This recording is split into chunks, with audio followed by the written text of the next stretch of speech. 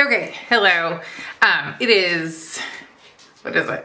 It's Monday, just like midday, September 3rd. I'm just trying to get a decent filming angle. Chris and I are here in the barn and we are gonna run the sheep through the handling system and scan every tag. We're just kind of auditing our software because it seems like there's some irregularities. We've been transitioning to a new Fox software. It's not going great for me, honestly. Yeah, I thought that it would be, it's harder to use in many ways. And maybe for other farmers, you know, whatever.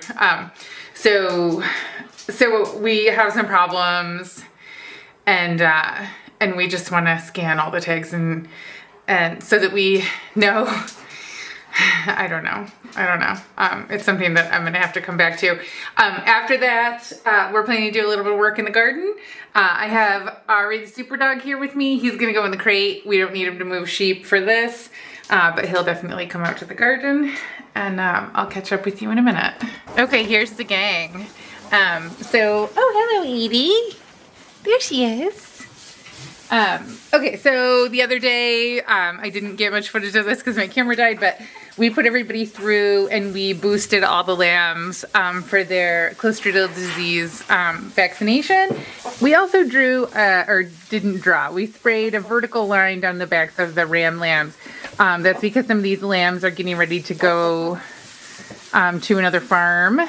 So I just want to be able to see from a distance which ones are ram lambs, or they're wether lambs actually, but so that we can choose them for the other farmer. Oh, and the pink dot on the back of the neck just means that they got the shot for the vaccine. Sometimes they slither through and we need to know who didn't get it so we can catch them again.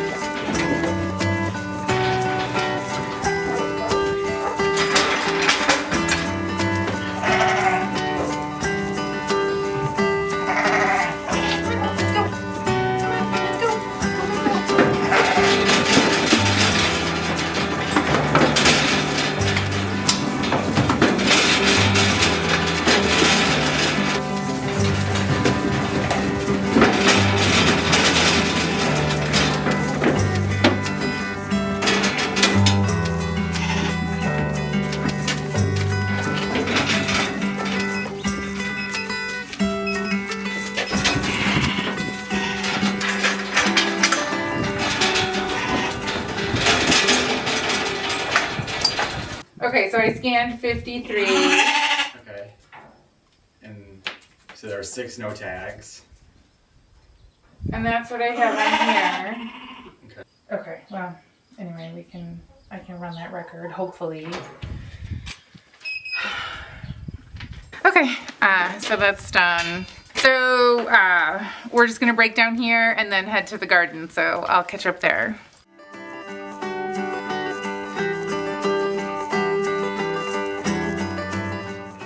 Okay, so Chris and I just added about 25 more feet of the emitter tubing to this bed. If you recall from when I put it in, I just ran out of tubing, so we only had 2 strands, but now we've got 4, which is what I wanted. And we're gonna go to the next bed.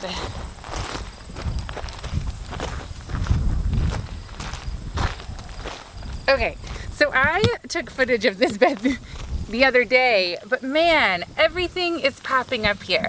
And this might not be exciting to anyone but me, but we've got tons of growth in here. So, and down here, I mean, we are gonna feast on at least like 5 radishes. It's gonna be incredible.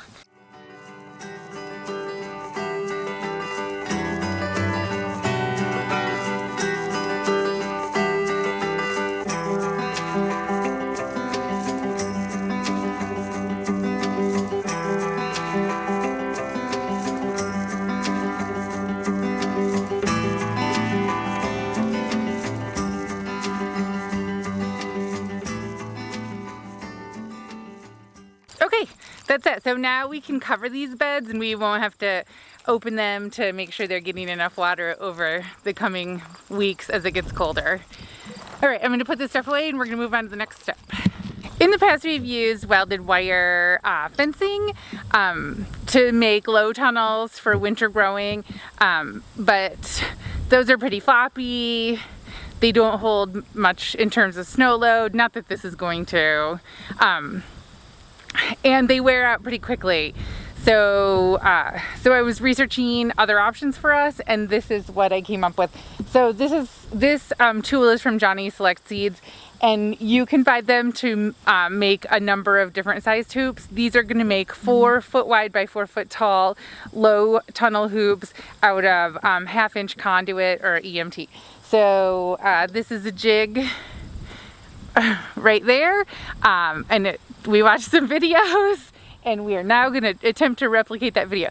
This thing is supposed to be bolted to a picnic table or something, or there's like a thing that can hook to the like hitch on your truck. We did not purchase that. We do not have a picnic table. I'm going to try to stand on it while Chris bends it. We'll see how it goes.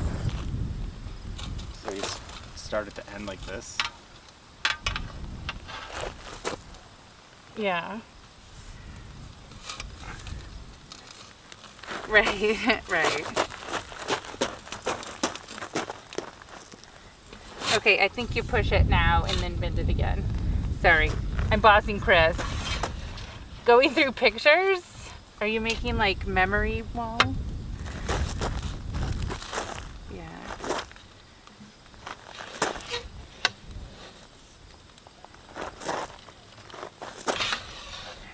Yeah.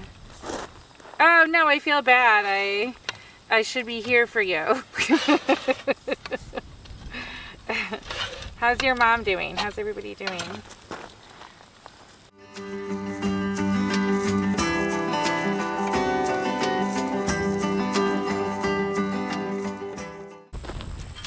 Oh. I was just telling Jennifer. Okay. So I had to take a phone call, and while I did that, I stood on the bender, and Chris bent all of these hoops into place, and then he stuck them in the ground. I think he stuck them in the ground pretty far. Oh yeah, they're really secure. Yeah. And they curve under like this. Yeah. So hopefully. Yeah. So because I didn't have good foresight, I think four hoops for the bed would be better, but we don't have enough conduit, so these 2 beds are gonna get 3 hoops, and maybe at some point we'll pick up some more, but this will work for now. So this probably could be a 1-person job if you had it bolted down, but we don't, so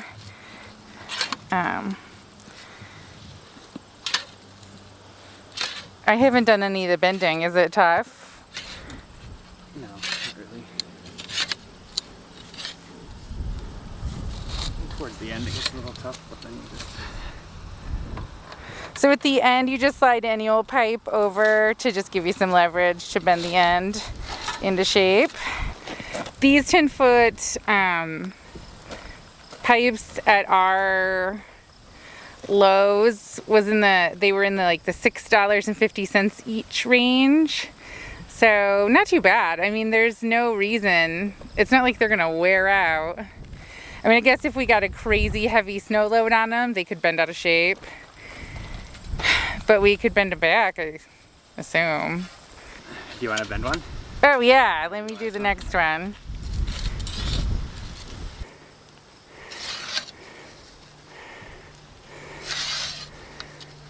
I mean, I wouldn't want to do like 1,000 of these, but 12 isn't so bad. Bad news. We're doing 1,000. I think this is only 10.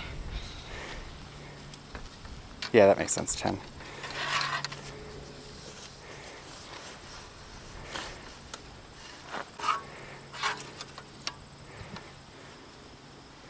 Okay, how's that? That's pretty good. Oh, I got some cardio there. Oh yeah, mine is not that good. Okay, so both of those are done, or all 3 of those are done. And I am going to go into the shed and get the fabric. Attempt to get the fabric. Oh, it's really light. I was thinking of something else. Okay, so this is 10 feet wide. Just like the hoops, right? So there are a bunch of different thicknesses of this fabric. This is also from Johnny Select Seeds, obviously. We're not sponsored. We're not sponsored. Obviously, nobody sponsors channels of this size. Anyway, so this is the lightest weight one. I plan to use this until we get into frost territory, and then I plan to switch to greenhouse plastic. It's more work, but whatever.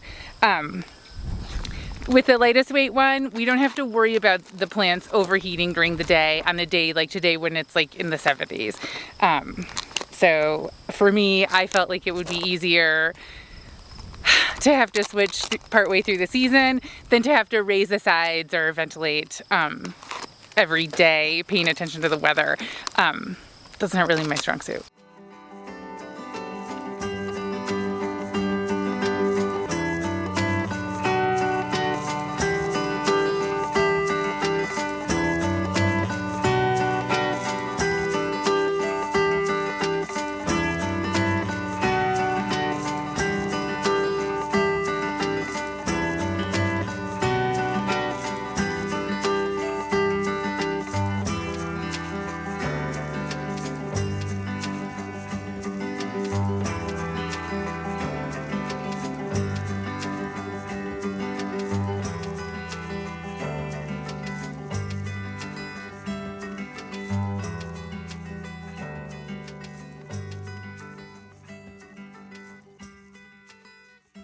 Okay, it is typical that anytime we start a project that involves using a tarp or any kind of sheeting of any kind, that the wind will kick up. So that's what's happened. We went over to the rock pile to get approximately 36 rocks per tunnel, and this one is looking pretty good. The wind is blowing through it rather than into and blowing it away, so we are going to do these other 2.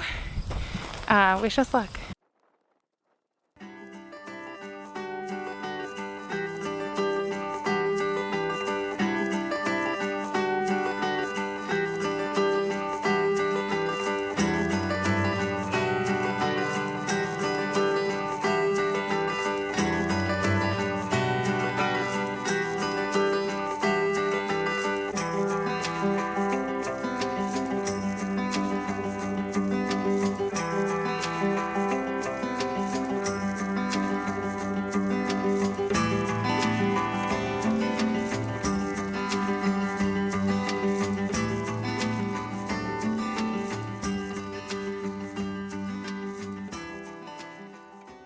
Okay, so this is the second bed that we just did, and I just wanted to show you, like, the wind here blows from east to west, which is like from the camera in that straight in that direction, so it's gonna blow this in.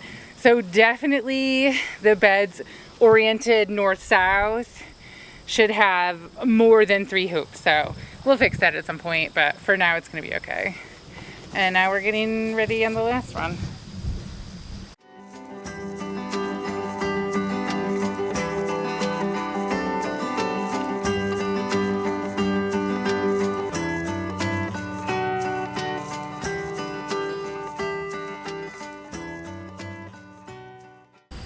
Okay, so we've got this bed of some like cold weather vegetables and herbs. That's a strawberry bed, and then that's more cold weather vegetables and herbs. So hopefully this will keep these guys warm and growing through, you know, the next month or 2 months before we get a frost, and well before that frost we'll have to change over to something warmer. But yeah, I'm excited and hopeful and whatever. If nothing comes up, nothing comes up. Oh, I'm just reading this gardening book right now, and what was the list?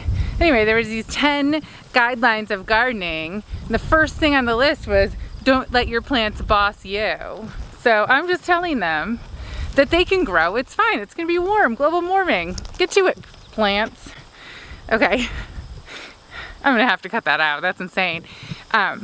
Okay, if this is the end of the video, thank you so much for watching,